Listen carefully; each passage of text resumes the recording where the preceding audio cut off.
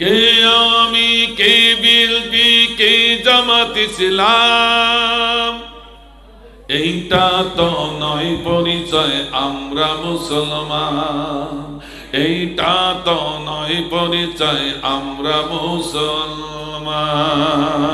ঠিক আছে বলো, কে আমি, কে আমি, কে বিএনপি, কে জামাত ইসলাম, এইটা তো নয় পরিচয় আমরা মুসলমান, এইটা তো নয় পরিচয় আমরা মুসলমান।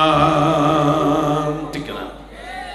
কেউ যদি কটূক্তি করে আল্লাহ নবীর শানে, চুপ করে থাকতে পারে না খাঁটি মুসলমান।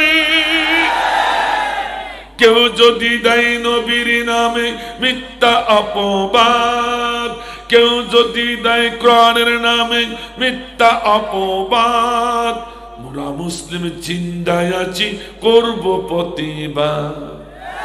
কে আমি, কে আমি, কে বিএনপি, কে জামাত ইসলাম, এইটা তো নয় পরিচয় আমরা মুসলমান। ছেলে বলে মারহাবা। আজকে আমরা কোনো এমপির নির্বাচনে আসি নাই, আজকে আমরা কোনো মিনিস্টারের নির্বাচনে আসি নাই, আজকে আমরা কোনো মেম্বার চেয়ারম্যানের নির্বাচনে আসি নাই, আজকে আমরা এসেছি আল্লাহ এবং আল্লাহ রাসূলের নির্বাচনে। আল্লাহ দেওয়া জবাব এমপি সাহেবের নির্বাচনে তার 12টা যদি বাজাতে পারো, নিজের স্ত্রীর পর্যন্ত চিনতে পারে না, তাহলে এই জবান দেশে আল্লাহ এমপি সাহেবের চেয়ে আল্লাহর গুরুত্ব কম না বেশি?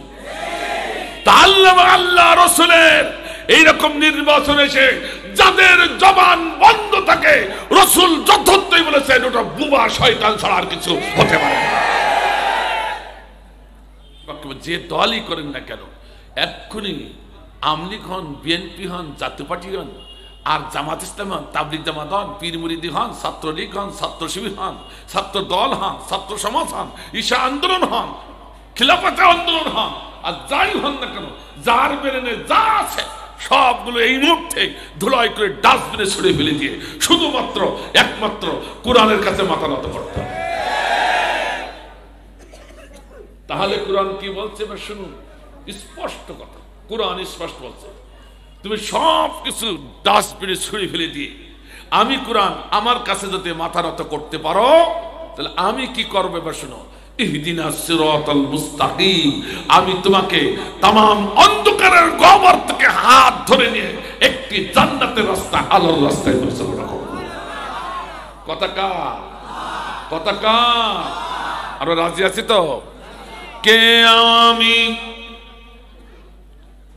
কে আমি, কে বিএনপি, কে জামাত ইসলাম, এইটা তো নয় পরিচয় আমরা মুসলমান, এইটা তো নয় পরিচয় আমরা মুসলমান।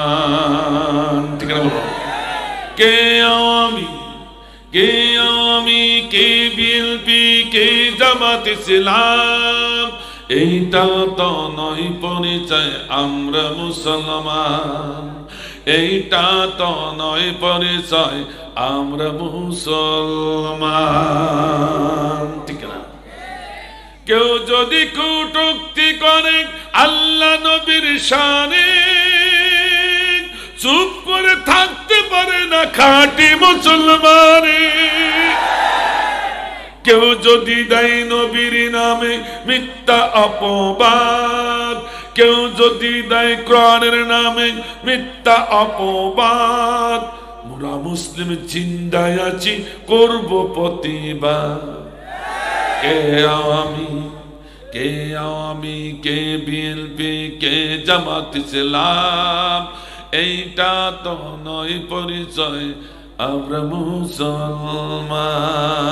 ছেলে বলে মারহাবা। এবার সরাসরি কোরআন। আউযু বিল্লাহি মিনাশ শাইতানির রাজীম।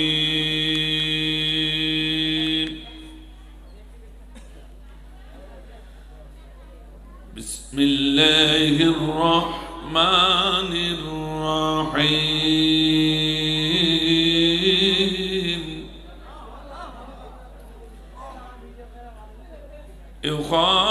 يخادعون الله والذين آمنوا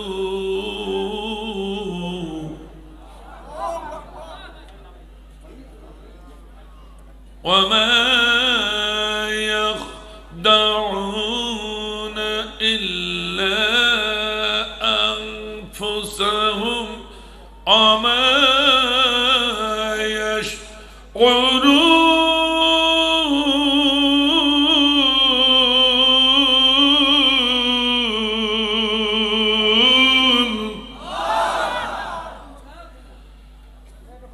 صدق الله العظيم إلى آخر الآية আমি সূরাতুল বাকারা 9 নম্বর আয়াত থেকে তেলাওয়াত করা শুরু করেছি। কয়েকটি আয়াতের অনুবাদ তারপর তাফসীর ইনশাআল্লাহ। আল্লাহ বলেন ইউখাদিউন আল্লাহ, হে মুসলমান, হে আমার গোলাম, তোমাদের ভিতরে এক শ্রেণীর ইসলাম বিরোধী বুদ্ধিজীবীরা আছে। ইউখাদিউন আল্লাহ, যারা আমি আল্লাহ আমারে ধোঁকা দিয়ে বোকা বানাতে চায়। কথা কে বললো? একটু জোরে বলতে কথা। যেহেতু আলিমের মাদ্রাসা, আলেমদের মাদ্রাসা, আমি একটা কথা ভুল বললেই এরা ধরে ফেলবে, ঠিক কিনা? যারা আমি আল্লাহ আমারে ধোঁকা দিয়ে বোকা বানাতে চায়, ওয়াল্লাযীনা আমানু, তোমরা যারা নবীর পথে, তোমরা যারা আল্লাহর পথে, আল্লাহর পৃথিবীতে আল্লাহর দ্বীন প্রতিষ্ঠার আন্দোলন সংগ্রাম করো, তোমরা যারা মুমিন, ওরাও তোমাদেরকেও ধোঁকা দিয়ে বোকার জালে আটকিয়ে মারতে চায়। কি বাস্তব কোরআন! আমি তো অবাক হয়ে যাই। এই জন্য বলা হয় কোরআন হলো জীবন্ত কোরআন, আর এটা শুধুমাত্র জীবন্ত মানুষের জন্য, মরা মানুষের জন্য কোরআন না। এখন মরা কাদের বলবেন? যারা ইমানদার না, যারা মুমিন না, যারা মুনাফিক, যারা তওবা, যারা ইহুদি খ্রিস্টান, এদের জন্য কোরআন না। কথা বলেন না? এরপর আল্লাহ কি বলছেন, অনুবাদটাকে শুনিনি। ওমা ইয়াখদাউন ইল্লা আনফুসাহুম ওমা আশউরুন। আল্লাহ বলছে, হে মুমিন, হতাশ হো না, লা তাহিনু ওয়া লা তাহজানু ওয়া আনতুমুল আ'লাউনা ইন কুনতুম মুমিনিন। তোমরা হতাশ হও না, নিস্তব্ধ হও না, আমি আল্লাহ আমার শক্তিতে বিশ্বাস রাখো, অবশ্যই তোমরাই হবে বিজয়ী। সুবহানাল্লাহ, জোরে বলা যাবে না? কাজেই তোমরা হতাশ হও না। ওমা ইয়াকদাউন, ওরা আমাকে ধোঁকা দিয়ে বোকার জালে আটকাতে পারবে না। আর তোমরা যারা রাসূলের পথে, তোমরা যারা আল্লাহর পথে, তোমরা যারা আল্লাহর দ্বীন কায়েমের পথে, আল্লাহর আইনের জমিনে প্রতিষ্ঠার পথে আছো, ওরা তোমাদেরকে ধোঁকা দিয়ে বোকা বানাতে পারবে। কথা কে বলছে?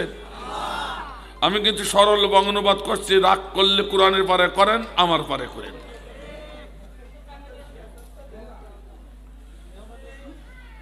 এরপর আল্লাহ বলছেন, ফি কুলুবিহিম মারাদুন ফাসাদাহুল্লাহু মারাদা। যারা মুমিনদের সহ্য করতে পারে না, আল্লাহকে সহ্য করতে পারে না, রাসূলকে সহ্য করতে পারে না, ওদের অন্তরসবে রয়েছে রোগ, বিমার। কি রোগ, বিমার? আল্লাহ, আমি তাফসীরের ভিতরে দেখলাম এই বিমার শব্দের অর্থ শুধু রোগ নয়, বিমার শব্দের চূড়ান্ত অর্থ লিখেছে, মারাদুন শব্দের চূড়ান্ত অর্থ মুফাসসিরে কারাম লিখেছেন। এখন বর্তমান আমাদের কাছে স্পষ্ট হয়ে গেছে, সেটা হচ্ছে প্রাণহানি রোগ, সেটা হচ্ছে করোনা, সেটা হচ্ছে এই, সেটা হচ্ছে অমিক্রণ। এ কথা কর না কেন? যে জীবাণুতে ধরলে মানুষ আর বাসার আশা করে না, বলছে ওদের হৃদয়ের ভিতরে আমি এই প্রাণঘাতী রোগ ঢুকাই দিয়েছি। কে বলছে? কে বলছে? করোনার মতো রোগ, অমিক্রণের মতো রোগ ওদের প্রাণের ভিতরে ঢুকে গেছে। ফাযাদাহুমুল্লাহু মারাদা। ওরা যদি ষড়যন্ত্র করতেই থাকে ইসলামের বিরুদ্ধে, কোরআনের বিরুদ্ধে, আল্লাহ এবং আল্লাহ রাসূলের বিরুদ্ধে, আল্লাহ বলছে আমি ওই ব্যাধিকে আরো বৃদ্ধি করে দিই। কথা বলছেন কে? আপনারা বুঝতে পারছেন কিনা কত বড় মারাত্মক রোগ? ইসলাম বিরোধী শক্তি কত বড় মারাত্মক রোগ বুঝাচ্ছেন কে? করোনার থেকেই শত শত গুণ মারাত্মক ইসলাম বিরোধী শক্তি। কথা বলেন না কেন? কথা বলেন না কেন? একে মরদ বলা হয়েছে কোরআনে। করোনা কেমন? আমরা তো চোখে দেখলাম, যারা করোনাই ধরেছে তার সঙ্গে সঙ্গে বেড আলাদা, রুম আলাদা। এর কথা বলেন না কেন? নিজের প্রিয়তমা স্ত্রী পর্যন্ত তার কাছে যায় না, ছেলে মেয়ে তো দূরের কথা। কথা বলেন না কেন? আমরা দেখেছি স্ত্রী লাঠির মাথায় পানি বোতল আর খাবার লাঠির মাথায় দিয়ে ওই লম্বা করে জানালা দিয়ে দেয় যে খাও, কাছে যায় না। এই কথা কন না কেন? এর থেকে দৃষ্টান্ত নিতে হবে। এই ব্যাধি যাদের ভিতরে ঢুকেছে তার সংস্পর্শে গেলে সেও ধ্বংস হয়ে যাবে, ঠিক কিনা? এই কথা কন না কেন? তেমনি করে আল্লাহ বলছেন ইসলাম বিরোধী বুদ্ধিজীবী, ইসলামের সাথে শত্রুতা করা, কোরআনের সাথে শত্রুতা করা, নবী রাসূলের সাথে শত্রুতা করা, এই ব্যাধি যাদের ভিতরে তৈরি হয়েছে, সৃষ্টি হয়েছে, ওদের পাশেও থাকা যাবে না। তাহলে করোনার মতো তোমাকে অ্যাটাক করবে। এই কথা বুঝতে পারছেন না? কথা বুঝতে পারছেন না? অসুবিধা আছে নাকি? এই করোনা রোগী যদি কেউ থাকে উঠবে, কিন্তু দেখেন কোনটা আছে, ওটার মতো হলো, কিন্তু বেশি সময় নিবেন না ভাই, খুব অল্প সময়। আমার ভাইজান, এরপর আল্লাহ বলছেন ওয়ালাহুম আযাবুন আলীম বিমা কানু ইয়াকযিবুন। আল্লাহ বলছেন এই জাতীয় রোগীদের চিনা অত সহজ নয়। তারা আমি আল্লাহ আমারে ধোঁকা দিয়ে বোকা বানাবে। তা তোমাদের মতো মানুষের গলায় দড়ি দিয়ে ছাগলের মতো একবার এদিকে একবার ওদিকে, একবার সেদিকে একবার ওদিকে টানবে। কথা কথা কেন? আমরা নিজেরা বুঝতে পারবো না, পারছো না। কারণ আল্লাহ বলছে, আমি বলছো কে? আমি আল্লাহ আমাকে যে ধোঁকা দিয়ে ওরা বোকা বানাতে চায়, তো তোদের মতো মানুষকে ওরা হাতে টেনে নিয়ে বেড়াবে ছাগলের রশি দিয়ে। কথা কথা কেন? এরপর আল্লাহ কি বলছেন একটু শুনুন। আপনারা ব্যস্ত হয়ে পড়েছে? আমার ভাইজান একটু করে শুনুন। সূরাটার নাম হলো সূরাতুল বাকারা। কি নাম? বাকারা মানে কি? গাবি বা গরু। আমার কলেজের একজন স্যার আমাকে বললো, তাই ভাই এটা কি হয়েছে? যে আল্লাহর সব জ্ঞান গরিমা ঠিকঠাক আছে, কিন্তু আল্লাহর কি কোনো ভাষা জানা নাই, তার কাছে কি কোনো ভালো নাম নাই? কেন? কোরআন মজিদের 114টি সূরা, তার ভিতরে দীর্ঘতম সূরা হলো সূরাতুল বাকারা, সব থেকে লম্বা সূরা। এত বড় সূরা, এত মর্যাদাপূর্ণ সূরা, সেই সূরাটার নাম কেন গরু রাখলো? কি রাখলো? কারণ আমাদের দেশের শিক্ষক যারা আছে, একটি ছেলে একটি মেয়ের বারবার অঙ্ক না বোঝে, তখন শিক্ষক রাগ করে, এই গরু বাড়ি কি করিস? কথা কথা কেন? বাবা মা কেটে বলছে, তোমার গরু মার্কা ছেলে দিয়ে আর কাজ হবে না। বারবার যখন ভুল করে তখন এই গরু দিয়ে আর কাজ হবে না।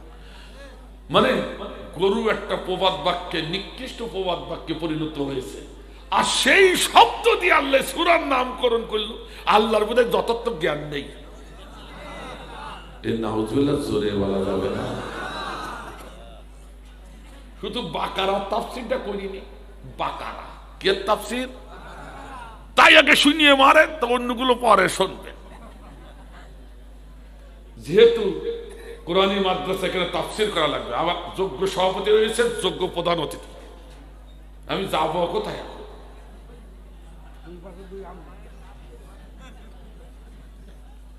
ভাই আমার 114টি সূরা, তার প্রথম সূরা বাকারা। উনি বললেন বাঘ রাখতে পারত, হরিণও রাখতে পারত, বড় বড় পাহাড় পর্বতে নাম অনুসরণ করে নামটা রাখতে পারত সূরার। তা না রেখে আমাদের আল্লাহ এত বড় সূরার নাম গরু কেন রাখলো? প্রশ্ন যখন করেছে উত্তর জানা লাগবে কিনা? এরকম মানুষ সমাজে এখনো আছে, তাদের দাঁত ভাঙা জবাব দেওয়া লাগবে কিনা? আসতে বলেন ধরে না, আরো ধরে বলে। এক একজন মুমিন হলো মুমিন 200 পাওয়ারের ভাল নয়, 1000 পাওয়ারের কোন ভাল বেরানো নয়। মুমিন মুমিন হলো মোমবাতির আলো।